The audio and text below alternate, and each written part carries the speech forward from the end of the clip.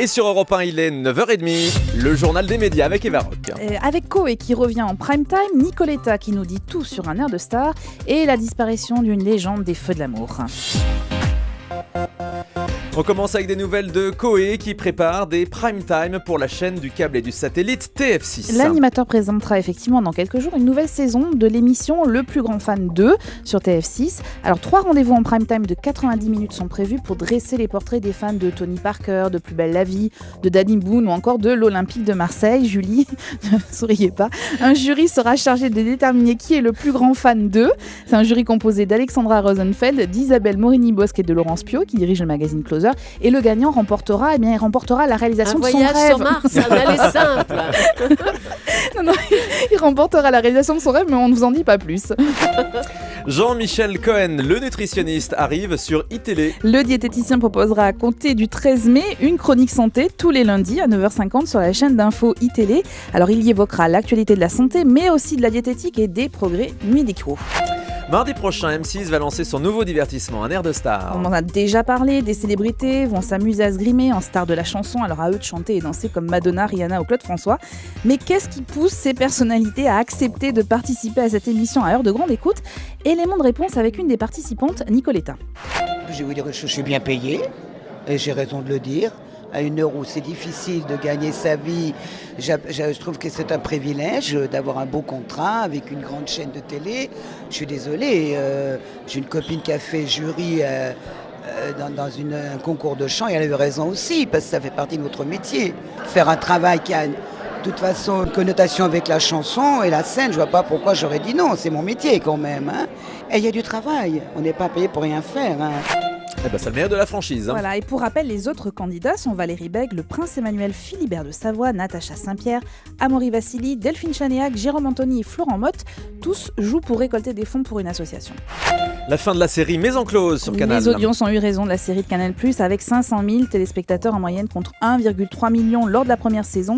La série qui suivait la vie d'une maison close dirigée par Véro et Hortense ne reviendra pas à l'antenne pour une 3e saison. En revanche, Canal+ prépare la suite d'autres fictions, comme la comédie Hard, dont la saison 3 est en fin d'écriture.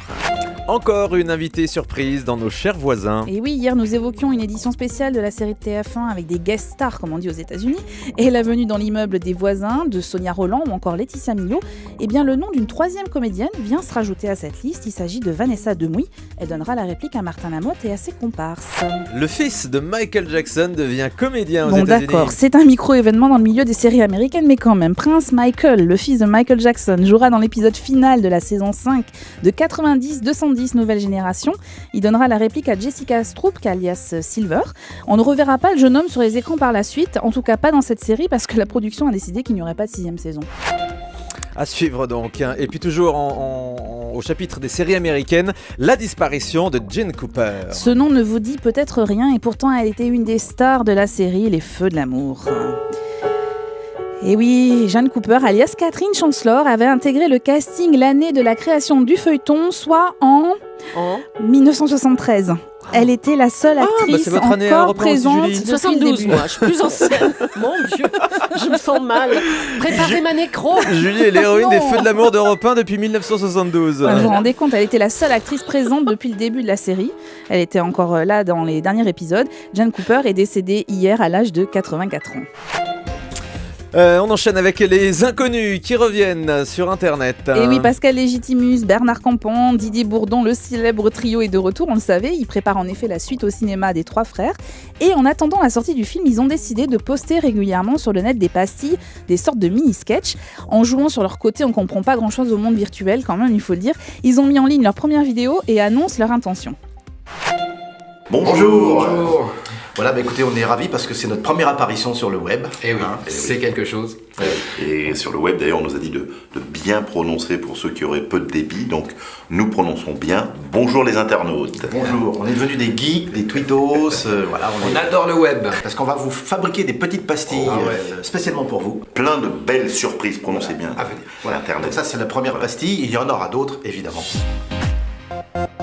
On termine avec le chiffre du jour. Et oui, 7%, c'est la part d'audience de Salut les Terriens, l'émission qui est diffusée en clair sur Canal+, tous les samedis.